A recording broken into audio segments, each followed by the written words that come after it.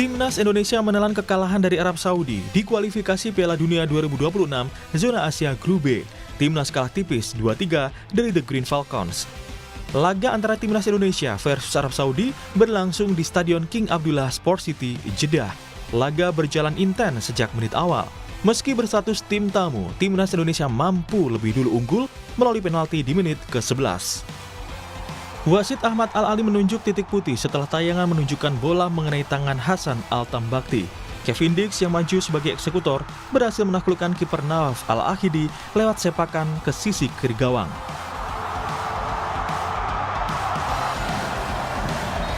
Namun, keunggulan timnas tak bertahan lama. Arab Saudi mampu menyamakan kedudukan di menit ke-17 melalui gol Saleh Abu Al-Samad. Skor pun berubah menjadi 1-1.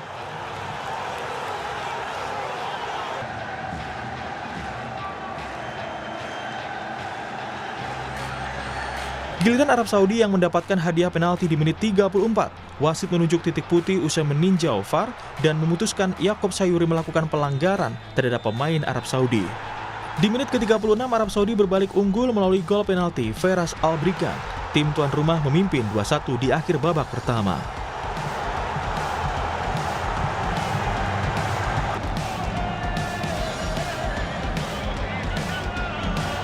Kemudian Arab Saudi menambah keunggulan pada menit ke-62. Tendangan Musab Al-Juwair yang ditepis Martin Pas jatuh tepat di kaki Feras Al-Brikan. Striker Al-Hilal itu tanpa kesulitan mengoyak gawang Indonesia untuk mencetak gol keduanya.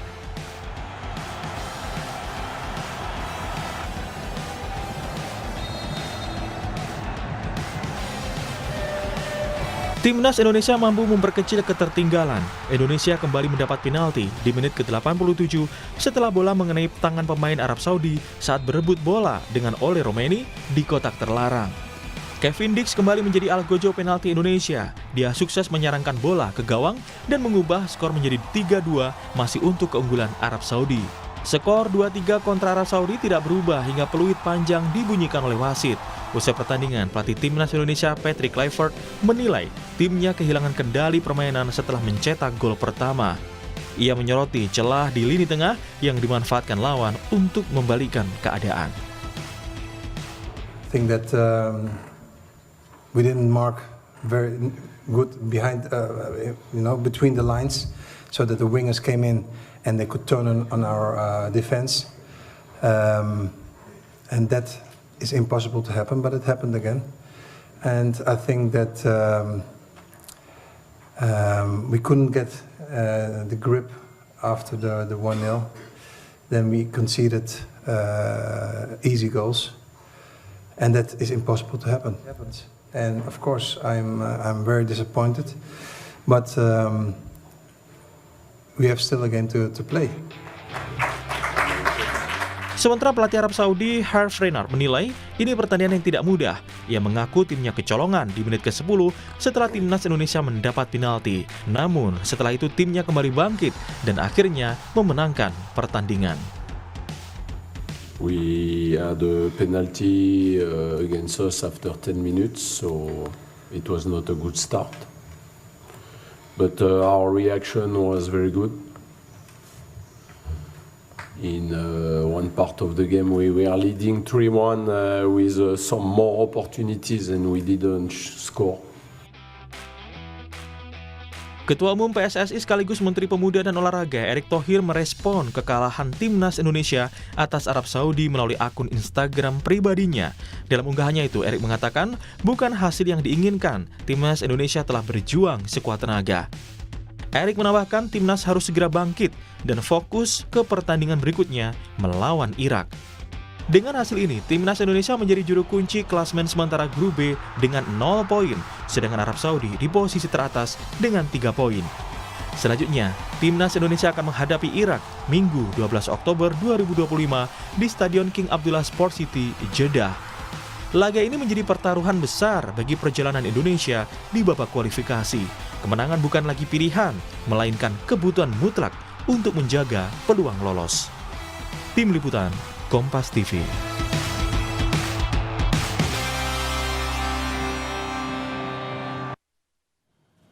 Dalam putaran keempat kualifikasi Piala Dunia Zona Asia, tim yang menjadi juara grup akan lolos ke putaran final.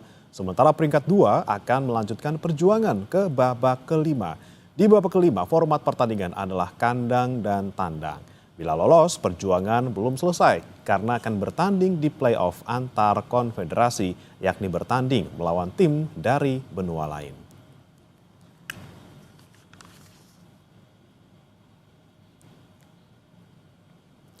Saudara, timnas Indonesia menelan kekalahan dari Arab Saudi di kualifikasi Piala Dunia 2026 Zona Asia Grup B. Timnas kalah tipis 2-3 dari The Green Falcons. Bagaimana langkah Indonesia selanjutnya dan seberapa besar peluang timnas Indonesia lolos ke Piala Dunia 2026? Kita akan bahas bersama dengan sejumlah narasumber yang sudah bergabung melalui sambungan daring.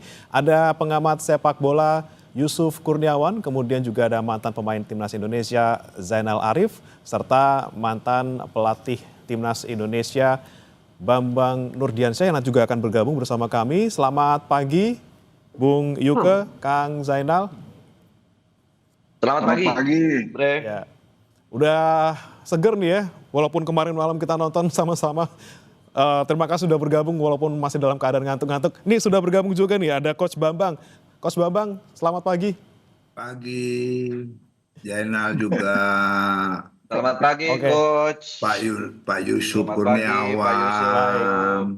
Baik, ini kita sebelum ke depan ya, kita sebelum melihat nanti pertandingan melawan Irak, kita review dulu pertandingan semalam. Saya mau ke Bung Yuke. Bung Yuke, gimana nih Anda melihatnya kemarin pertandingan timnas melawan Arab Saudi, bagaimana secara umum permainan kita? Iya, kalau saya lihat taktikal kita tuh kalah taktik ya. Jadi alih-alih melihat Arab Saudi akan bermain dengan intensitas tinggi, ternyata mereka lebih banyak memainkan reaksi, mereka lebih memainkan taktik ya dibanding physical game gitu. Dan ada momen di mana kita diberikan kesempatan oleh tim Arab Saudi untuk pegang bola ya. Tapi sayangnya kita nggak punya pemikir di situ karena yang dipasang oleh Patrick Kluivert tuh dua gelandang bertahan, dua gelandang yang dinamo gitu ya. Ada Joe Pelupessy dan juga Matlock gitu ya.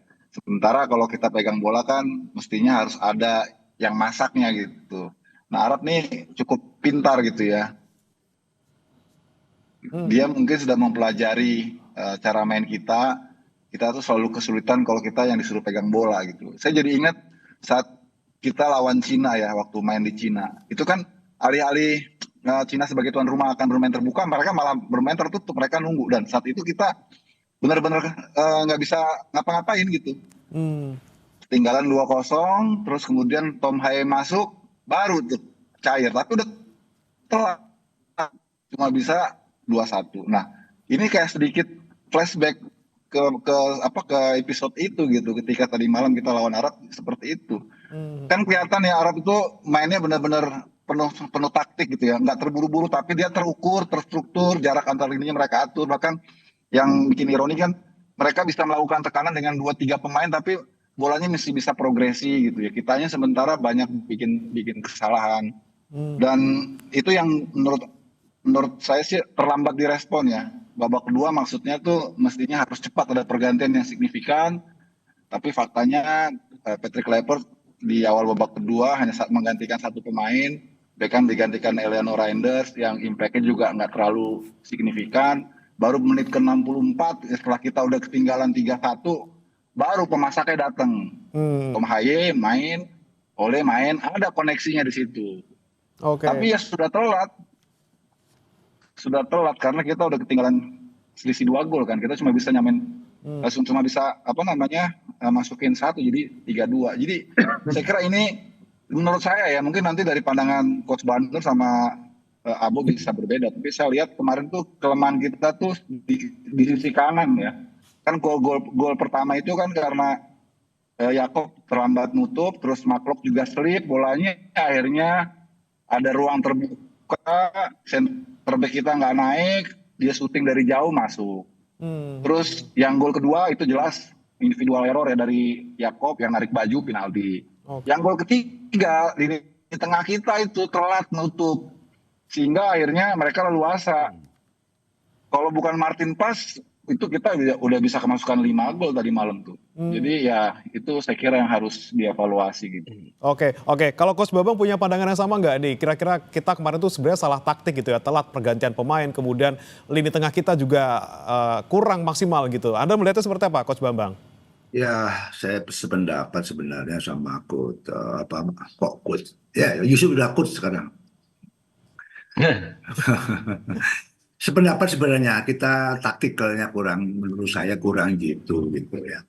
Ada beberapa pengalaman atau saya melihat data bahwa tim yang sengaja dibiarkan untuk menguasai bola itu kecenderungannya memang akan kalah gitu, atau taktikal yang diterapkan lebih banyak untuk sementara bertahan dan melakukan counter-counter yang efektif gitu. Ya kalau tadi malam menurut saya terbalik justru gitu.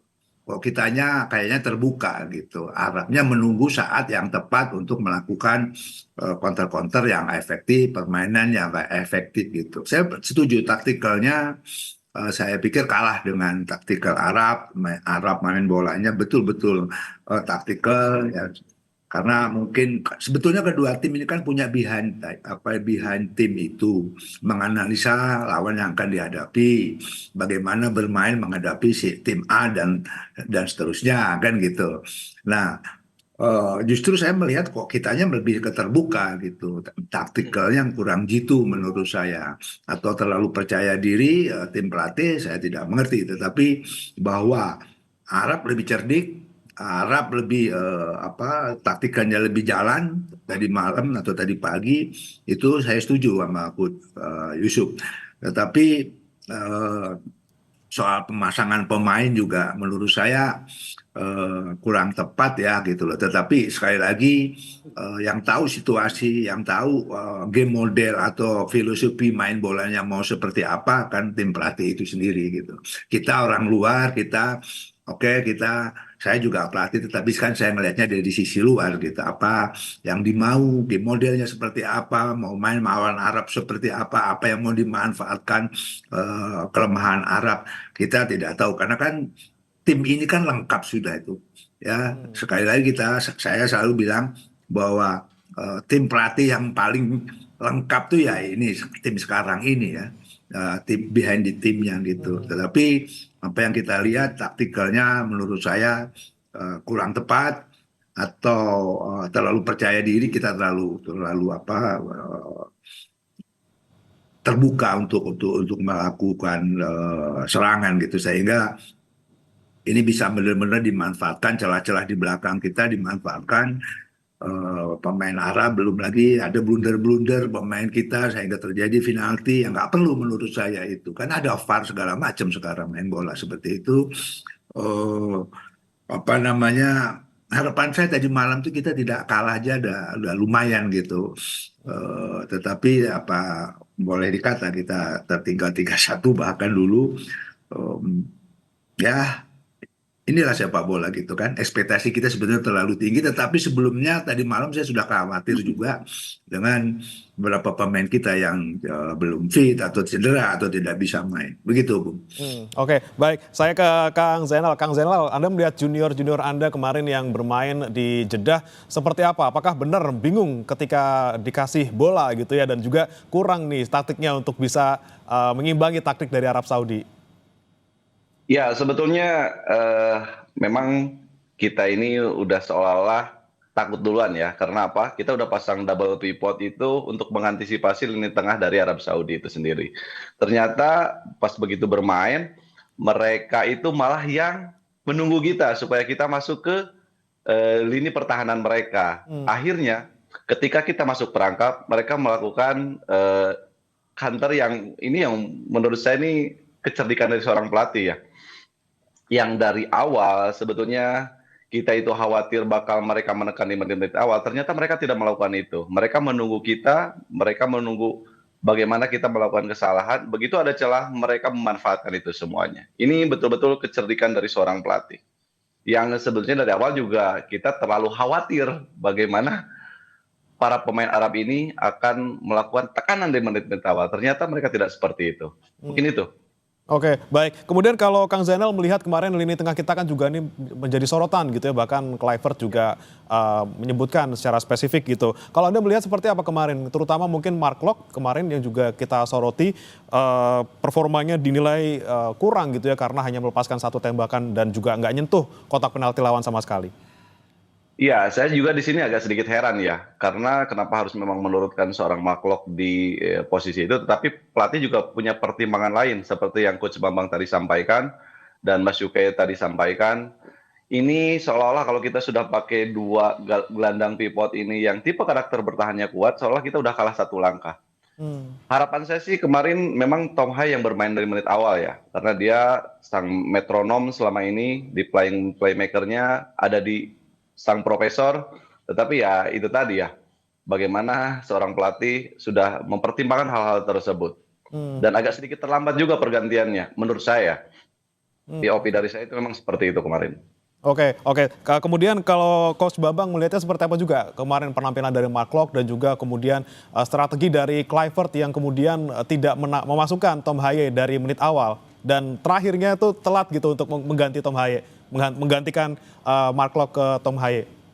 Ya, sekali lagi kita sependapat itu, tetapi semua pasti ada pertimbangan karena kan bukan Patrick Kluivert saja yang ada di situ kan. Tentunya tim behind the timnya juga masukan-masukan, pendapat dan sebagainya. Kita sekali lagi saya ingatkan, kita ini orang luar yang tahu persis game model mainnya, filosofi mainnya seperti apa tuh mereka itu gitu. Tetapi betul kata Jainal sama Coach Yusuf memang sedikit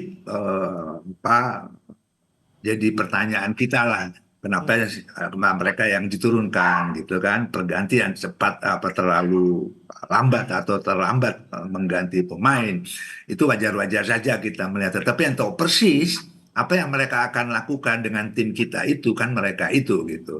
Tetapi jelas kelihatan di dalam pertandingan kemarin pergantian terlambat, taktikalnya kita kalah gitu kan. Tidak ada perubahan menurut saya ketika kita sudah tertinggal, apa yang harus dilakukan itu tidak terlihat menurut saya gitu kan. Kalau saya melihat sih sama ini sebenarnya sebelum kita lawan Australia tempo hari, tim pelatih kita ini terlalu percaya diri dengan timnya gitu, bahwa taktikalnya juga kurang tajam lah menurut saya. Bahkan kalau menurut saya ada beberapa pertandingan bahkan AFC saya lihat baca bahwa tim yang terlalu percaya diri atau tim yang sering terbuka atau posisi lebih banyak itu kebanyakan mereka kalah gitu. Jadi di sebuah turnamen di AFC terutama yang saya baca itu banyak tim yang sering menguasai banyak justru mereka kalah dalam turnamen itu gitu, tidak masuk ke babak selanjutnya, dan yang juara justru banyak melakukan taktikal seperti itu. Mereka mungkin middle block, bertahan dulu di middle itu dan melakukan counter-counter yang efektif. Itu banyak tim-tim yang seperti itu sekarang gitu loh. Dan itu data itu saya dapat dari AFF, bukan saya yang ngomong. Ternyata kemarin kan sama sebenarnya gitu loh, bahwa taktikal itu sangat penting, di samping juga bagaimana menyusun pemain, memasang pemain dengan taktikal yang dimau, itu yang paling penting menurut saya. Kalau tadi malam saya nggak melihat itu maunya apa nih Patrick Kluivert dan kawan-kawan gitu. Karena nggak jelas menurut saya gitu loh. Ya, taktik dan susunan pemain kemarin kurang jelas gitu ya kalau kita lihat. Tapi saya mau ke Bung Yuke lagi. Bung Yuke, kalau Anda melihat dari striker kita gitu ya, di babak pertama sepertinya kok minim peluang dari striker gitu. Ini salahnya di mana sebenarnya? Apakah karena kita kurang dapat suplai bola dari tengah atau seperti apa? Ya, pertama kita mesti maklum ya, karena striker utama kita Ole memang tidak dalam kondisi yang prima kan. Jadi wajar kalau di babak pertama dia tidak dimainkan. Mungkin memang akan direncanakan main di babak kedua. Makanya di babak pertama itu opsi kita sangat minim ya untuk nomor 9. Akhirnya yang dipasang Ragnar Oratmangun. Ragnar ini bukan nomor 9 murni. Dia tuh tipikal striker lateral yang lebih banyak mobile, bergerak ya, bukan yang matok yang tugasnya finishing gitu ya. Jadi babak pertama itu saya lihat shape-nya itu bukan 4-3-3 tapi 4-4-2. Jadi yang Beckham sama Jonathan itu lebih masuk ke dalam sebetulnya. Jadi bukannya flanker murni. Jadi yang diterapkan di depan itu justru Orat Mangun dan di belakangnya itu Kambuaya. Jadi shape-nya 4-4-2. Kenapa itu dilakukan seperti itu? Karena tadi Abo bilang mereka pikir kita berpikir Arab yang akan neken kan, karena mereka tuan rumah, mereka punya ambisi, mereka perlu gol cepat, jadi lebih baik. Ini dalam ini saya ya, versi saya ya, pendapat bisa pasti berbeda, karena dengan menumpukan pemain di tengah lebih banyak 4 gitu ya, itu diharapkan kita bisa bersaing gitu. Tapi faktanya kan nggak begitu, faktanya justru Arabnya yang membiarkan kita masuk ke dalam gitu. Sementara kitanya nggak punya prosesor, nggak punya tadi Abo bilang metronom ya, nggak ada yang feeding gitu loh ke depan. Jadi akhirnya Ragnar sama Eki Kambuaya yang nggak terlalu fungsional. Sementara model pemain seperti Emiliano Jonathan, pemain yang punya kecepatan, itu nggak akan bisa banyak memberikan kontribusi kalau dia justru yang pegang bola duluan gitu. Kan model pemain kayak gini kan inverted ya. Itu efektif kalau pakai taktiknya counter attack. Pakai defense counter. Ketika lawan sudah masuk ke dalam daerah kita, baru kita alirin bola dengan kecepatan dari flank. Nah, kemarin nggak jalan. Makanya saya berpikir ini taktik awalnya ini udah miss menurut saya. Maksudnya ketika itu terjadi harusnya reparasinya cepet, ganti gitu. Gini nunggu sampai menit ke-60 gitu baru dibuat impact-nya, kan beneran. Lagi-lagi itu ya. Masuk ke 64, masuk Tom Haye dengan Ole, baru kelihatan. Ingat kan kemarin itu, semalam itu Ole itu punya, semalam itu Ole punya 2 peluang bersih loh. Begitu dia masuk, dia punya sundulan yang free header, sayangnya nggak on target. Terus ada umpan dari Dean James atau dari sisi kanan ya, yang dia tinggal tap in, cuman bolanya langsung mengarah ke kiper. Artinya kan kalau pemain ini dalam kondisi yang prima, itu bisa jadi gol itu. Tapi ya sudah, kita nggak bisa terlalu berharap sama Ole kan, karena Ole memang kondisinya seperti itu. Udah bagus dia begitu masuk memberikan dampak, dan dia membuat sebuah pergerakan yang akhirnya berbuah penalti kan. Itu umpan dari Joe Polipesi itu.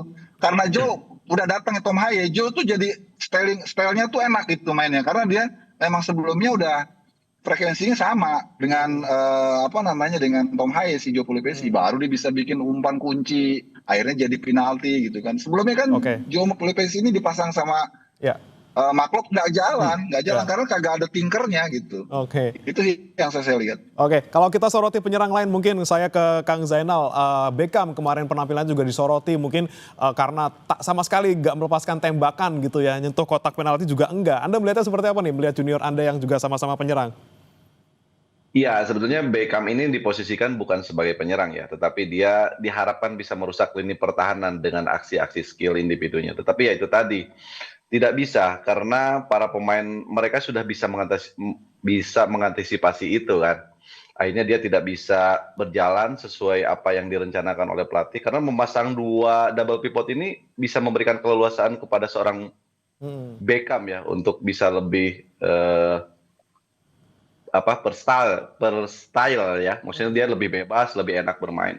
Ternyata tidak seperti itu. Ini memang kecerdikan dari tim Arab Saudi itu sendiri. Mereka sudah bisa memahami gaya bermain mereka itu selalu mengandalkan bola-bola yang selama ini juga diprosesnya dari lini tengah. Tetapi kemarin ditunggu dulu supaya mereka bisa masuk, itulah ya sebuah strategi yang betul-betul jitu, dan akhirnya keterlambatan pergantian ini yang membuat kita itu agak sedikit telat bangkitnya gitu.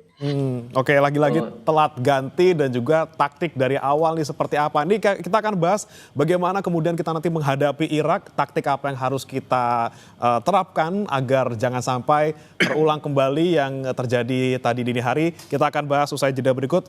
Tetap bersama kami saudara di Sapa Indonesia Pagi. Masih bersama kami di Sapa Indonesia Pagi, saudara, masih membahas juga terkait peluang Indonesia bagaimana kemudian bisa lolos ke Piala Dunia selanjutnya melawan Irak. Tapi sebelum ke sana, kami juga ingin membahas lagi nih bersama dengan 3 narasumber terkait dengan lini belakang dan juga kiper kita. Saya mau ke Coach Bambang. Coach Bambang, selain mungkin ada beberapa pemain yang kita nilai performanya kurang maksimal, kemarin Martin Paes ini sepertinya bisa menyelamatkan banyak banyak tembakan dari Arab Saudi, dan juga kita lihat lini belakang kita Kevin Dix bisa mencetak 2 gol walaupun lewat penalti. Seperti apa Anda melihat ya Coach Bambang? Ya, sekali lagi permainan sepak bola adalah permainan kolektif. Ya, kita tidak juga bisa hanya mengandalkan pemain belakang saja gitu kan. Karena bertahan secara kolektif, menyerang secara kolektif itu sepak bola yang benar gitu kan. Jadi kalau kita mengandalkan pemain belakang saja, tidak seperti itu main bola gitu. Jadi menurut saya bagaimana mengkoordinir pertahanan secara kolektif itu yang penting. Di belakang gawang oke, sebagus-bagusnya penjaga gawang ketika banyak celah, banyak peluang yang diciptakan lawan, bisa seorang goalkeeper sekelas apapun dia gitu. Tapi yang saya maksud adalah bahwa sepak bola modern itu menyerang secara kolektif, bertahan secara kolektif. Oke, kemarin kita lebih banyak menyerang memang, tetapi dalam sepak bola ketika kita keluar menyerang, ya kita persiapkan juga ketika kita akan diserang. Artinya apa? Detik itu kita menyerang, detik itu juga kita harus siap untuk bertahan seperti itu. Jadi ada skema ketika keluar menyerang, ada namanya tim tas. Tim tas itu bagaimana secara tim ketika kita nanti mendapat serangan balik gitu ya, atau serangan dari lawan. Begitu juga kalau kita mau bicara taktikal, siapa yang kita perankan atau namanya player task seperti itu. Nah ini yang harus juga penting untuk dilaksanakan nanti ketika melawan Irak. Karena terus terang menurut saya secara kualitas sekarang ini Irak lebih bagus daripada Saudi sebenarnya gitu kan. Tapi kemenangan Arab Saudi sebetulnya atau nilai plus lah, dia main di kandang seperti itu. Tapi sekali lagi saya ingatkan bahwa nanti lawan Irak juga jangan terlalu juga terbuka gitu. Justru kita menunggu gitu kan. Ya saya tidak membandingkan, tetapi sebenarnya apa yang dilakukan pelatih yang terdahulu itu sepak bola sekarang ini kecenderungannya seperti itu gitu. Bagaimana mengkoordinir pertahanan yang bagus dulu, yang kuat dulu, dan melakukan serangan-serangan yang efektif gitu, atau counter-counter atau permainan yang vertikal ke depan yang efektif gitu. Dan juga kita juga banyak pemain yang sebetulnya mempunyai kualitas yang cepat-cepat seperti itu. Oke, lini pertahanan kita perkuat, tapi juga nanti bisa kita fokusnya ke serangan setelah itu gitu ya. Tapi sebelum itu kita lihat dulu skemanya saudara, terkait dalam putaran keempat kualifikasi Piala Dunia Zona Asia ini, tim yang menjadi juara grup akan otomatis lolos ke putaran final. Sementara peringkat kedua akan melanjutkan perjuangan ke babak kelima. Di babak kelima, format pertandingan adalah kandang dan tandang. Bila lolos, perjuangan belum selesai karena akan bertanding di play-off antar konfederasi, yakni bertanding melawan tim dari benua lain. Ini dia yang kemudian selanjutnya saudara akan kita hadapi di hari Minggu nanti melawan Irak. Saya akan tanya ke Bung Yuke dulu. Bung Yuke, melihat evaluasi dari tadi dini hari gitu ya, taktik kita yang kurang matang, kemudian pergantian pemain yang juga telat gitu. Apa yang bisa kita pelajari dan juga kita nanti terapkan untuk melawan Irak? Iya, kalau saya agak ekstrim ya. Kalau saya pikir sih balik aja ke formasi awal gitu. Ketika kita mengalahkan Cina, ketika kita mengalahkan Bahrain, kita kan pakai 3 back. Ketika transisi kita jadi 5 back. 3 back yang kita bisa turunkan itu bukan sesuatu yang tabu ya, karena ketika kita ngalahin Cina dan ngalahin Bahrain 1-0 itu kan pelatihnya udah Kluivert dan terbukti proven gitu. 3 stopper itu sudah sehati, sudah senyawa antara J.I. Jazz, Rizky Ridho, sama Justin Hubner. Sementara sisi kanannya, wingback kanannya Kevin Dix, wingback kirinya kalau Verdong pulih ya, Verdong gitu. Terus di senternya itu ada Joe Pesci, kemudian Tom Haye, terus depannya opsional tuh, depannya banyak tuh kita punya tuh. Di situ ada Miliano, ada Gilstra yang belum diturunin, ada Ragnar, mungkin juga Oli bisa pulih sepenuhnya nanti di laga kedua, itu bisa langsung ngegas. Maksudnya formasi terbaik menurut saya itu. Jadi nggak usah terlalu naif ya memaksakan sistem yang nggak jalan gitu. Apalagi tadi Coach Bambang bilang sepak bola sekarang tuh sepak bola yang efektif, yang cenderung pragmatis, tapi konkret hasilnya gitu loh. Kan buat apa kita main cantik, main indah, main dengan sistem yang dipaksakan tapi hasilnya justru bertolak belakang kan. Oke. Pakai aja sistem yang udah proven. Kalau saya ya, soalnya Irak itu lebih strength-nya lebih besar, maksudnya physical game-nya lebih kuat dia. Karena ini Irak ini bukannya Arab sebenarnya, tapi Persia. Persia tuh besar-besar dan keras, lebih keras dari Arab. Kalau Arab mainnya masih ada Latin-Latinnya, masih ada skill-skillnya. Kalau Irak tabrak sekalian gitu loh. Jadi kita harus mainnya harus benar-benar pintar, benar-benar cerdas, jangan polos gitu. Itu yang saya kira harus benar-benar jadi bahan pertimbangan lah supaya nanti lawan Irak kita nggak ngulangin kesalahan yang sama gitu. Jangan mainnya polos ya, jangan terbuka tadi kata Mas Bambang gitu kan. Kita harus lebih smart lah gitu. Itu sih kalau ini saya ya. Oke, lebih smart dan juga taktikal gitu ya kita nanti melawan Irak. Saya ke Kang Zainal lagi. Kang Zainal, ini Anda melihat siapa sih yang seharusnya kita turunkan di starting line up gitu ya? Kalau kemarin Ole sama Tom Haye tidak dari awal, seperti apa mungkin nanti kita melawan Irak? Apakah juga kita keluarkan juga nih Verdong dari awal untuk back? Iya, tidak menutup kemungkinan ya. Kalaupun mereka harus bermain dari awal, kalau melihat grafik kemarin Ole juga diberikan kesempatan, memberikan sumbangsi yang sangat positif. Artinya kalau nanti pun Ole harus dipasang di menit awal, saya pikir itu sesuatu hal yang wajar dan mesti dilakukan.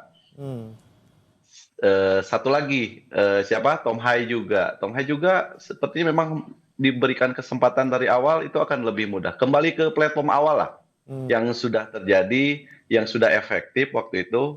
Seperti yang disampaikan dua mentor saya juga ini di depan, bahwa sepak bola ini adalah kolektivitas, efektivitas, dan pasti. Dan kita juga jangan terlalu malu untuk melihat strategi apa yang dilakukan oleh Arab. Dan lebih baik ketika melawan Irak yang tadi dikatakan Bung Yuke, secara postur, secara fighting spirit, physical touch-nya itu lebih kuat. Dan kita memang harus lebih cerdik ya. Kalau memang kita mau nunggu di mid area, itu akan lebih efektif menurut saya. Jadi nunggu dulu, mereka dulu yang melakukan inisiatif, dan kita juga punya pemain-pemain yang mempunyai kecepatan. Di situ ada Emiliano juga, sejauh ini juga belum terlihat. Nah, kali ini, kalaupun memang melawan Irak dengan strategi itu akan lebih efektif, kenapa tidak gitu? Oke, kalau di belakang mungkin di back nanti kita akan seperti apa? Kang Zainal yang sebenarnya kita lebih baik gitu ya, apakah Rizky Ridho juga kita taruh di belakang di awal gitu? Boleh, tetapi kita tetap harus melihat ya. Harus melihat di official training sebelum pertandingan besok. Secara kebugaran juga Rizky Ridho lebih bugar. Kalaupun memang harus pakai 3 center back, Jai Ijes sebagai kapten itu lebih ke sweepernya ya, itu lebih aman di situ. Nah, Rizky Ridho dan juga siapapun nanti yang diturunkan sebagai pendamping Rizky Ridho itu lebih mengantisipasi bola-bola yang selama ini dilakukan oleh pemain Irak nanti ya. Apakah itu bola-bola atas atau memang bola-bola terupas. Ini yang mesti menjadi perhatian. Tetapi sejauh ini peran back yang ada di lini pertahanan kita ini cukup stabil ya. Oke, baik. Saya ke Coach Bambang. Coach Bambang, kalau dari Anda sendiri, kira-kira susunan pemain yang pas dan juga ideal untuk nanti hari Minggu seperti apa? Formatnya seperti apa? 4-3-3 atau seperti apa, Coach? Ya, kalau menurut saya mau 3-4-3, 4-3-3, 4-2-3-1 itu tidak terlalu penting sebenarnya. Karena tidak satu sistem of play pun menjamin sebuah kemenangan. Tinggal sekarang bagaimana tim pelatih ini mau bermain seperti apa, filosofinya seperti apa, game modelnya seperti apa menghadapi Irak, strateginya seperti apa gitu. Anak-anak ini sebetulnya terbiasa dengan pelatih sebelumnya adalah pakai tiga di belakang gitu kan. Kalau kita diserang 3 back. Kalau kita diserang pun kita biasa, kata Coach Yusuf tadi bisa 5, bahkan Coach Juve bisa 6 kadang-kadang kan gitu kan. Gitu dibantu juga sama. Nah ini menurut saya lawan Irak menurut pandangan saya, kenapa tidak dilakukan seperti itu saja gitu kan. Tetapi sekali lagi kita outsider, kita hanya bisa mengamati, tetapi tetap yang tahu persis apa yang mau dilakukan dengan tim ini adalah tim pelatihnya gitu. Menurut saya pribadi harus jelas kita mau main seperti apa sih lawan Irak ini, dan saya yakin mereka kan sudah ada analisa. Makanya tim behind the team ini lengkap sebetulnya, kan ada tim analisa juga. Dari situ baru dirumuskan kita mau main seperti apa sih gitu loh. Itu yang paling penting nanti lawan Irak. Eh, saya pikir bukan lawan Irak aja, lawan Saudi pun harus tentunya begitu tuh, begitu loh. Dan harus tepat sebenarnya. Jadi kalau ditanya formasi apa, menurut saya mereka yang tahu mau main seperti apa, filosofinya seperti apa. Kalau dibalikin ke saya pribadi, anak-anak ini terbiasa dengan pelatih yang lama dengan bertahan tiga tiga di belakang itu ya. Kalau kalau menyerang atau kita bertahan itu berubah menjadi 5 bahkan 6 gitu kan. Nah, itu yang paling penting menurut saya. Sekali lagi, Irak bukan tim sembarangan juga gitu. Kalau secara tim saya pikir Irak, Arab itu saya bisa bicara Irak timnya lebih bagus. Tadi Coach Juve udah katakan bahwa Irak itu bukan Arab dia sebetulnya kan. Gaya mainnya juga beda dengan negara-negara Arab ya kan, dia powerful juga gitu kan. Nah, ini yang harus diantisipasi untuk tim pelatih kita. Oke, baik. Baik, saya ke Bung Yuke lagi. Bung Yuke, Anda melihat kalau peluang Indonesia nih bakal lolos nggak sih sebenarnya ke Piala Dunia? Walaupun nanti mungkin lewat jalur ini ya, babak 5 gitu. Ronde Anda lima. melihatnya seperti apa? Ya, peluang masih ada, tapi kuncinya satu ya kalahin Irak gitu ya. Kalau kita kalahin Irak, itu kemungkinan kita minimal lolos ke ronde 5 itu sangat besar. Karena kan di laga terakhir pasti Arab juga nggak mau kalah kan sama Irak. Kalau di laga terakhir mereka imbang ya kita berarti kan peringkat kedua ke ronde 5 kan. Tapi ini pertarungan yang seru menurut saya karena walaupun kita sekarang ada di posisi ketiga, kalau kita bisa ngalahin Irak 2-0 misalnya ya, terus kemudian di laga terakhir Irak ngalahin Arab 1-0 aja, kita yang lolos langsung ke Piala Dunia. Karena kalau udah saling mengalahkan, maka yang dihitung selisih gol di antara bertiga ini. Nah, kita itu plus 1. Arab tuh nanti kalau dia kalah 1 dari Irak, berarti kan dia 0 selisihnya kan. Sementara Irak -1. Nah, itu kan menarik kan. Jadi kuncinya itu kita bagaimana fokus dulu dah ngalahin Irak dah. Paling nggak itu udah modal untuk ronde kelima. Syukur-syukur kalau nanti Irak bisa ngalahin Arab gitu kan. Jadi saling mengalahkan kan. Kalau saling mengalahkan, selisih gol berarti kan yang dihitung kan. Artinya ya semua terpulang pada ikhtiar kita. Kalau kita bisa ngalahin Irak, kita pantas berharap kita lolos ronde 5 gitu. Atau bisa langsung misalnya. Tapi kalau kita nggak bisa ngalahin Irak ya sudah berarti memang kita levelnya cuma sampai di situ gitu. Sayang sih sebetulnya. Oke, minimal kita menang lawan Irak hari Minggu. Terakhir mungkin saya ke Kang Zainal lagi. Kang Zainal, apa sih yang kita perlu waspadai dari masing-masing personel pemain di Irak gitu ya? Pasti kan berbeda karakter juga dengan Arab. Seperti apa yang harus diwaspadai teman-teman di timnas kita sekarang? Iya, sebagian para pemain yang berkompetisi di tanah air sudah paham banget bagaimana tipe karakter pemain dari Irak itu sendiri. Ada perwakilan yang bermain untuk Persib kayak Putros ya. Putros juga bermain untuk Persib, dia di timnas nasional Irak, dan para pemain juga sebetulnya udah mengenal karakter para pemain timnas Irak itu sendiri. Saya pikir tidak terlalu banyak kesulitan ya. Tidak seperti ya kalau memang secara fisik mereka kuat, tapi secara taktikal mungkin juga tidak terlalu wah seperti yang Arab lakukan kemarin. Peluang itu tetap ada, dengan catatan para pemain kita juga jangan terlalu overconfident, dan penempatan pemain yang selama ini menjadi tanda tanya kita, yang menjadi pembahasan kita, ini mesti harus benar-benar matang. Oke. Apa? Karena itu tadi gitu.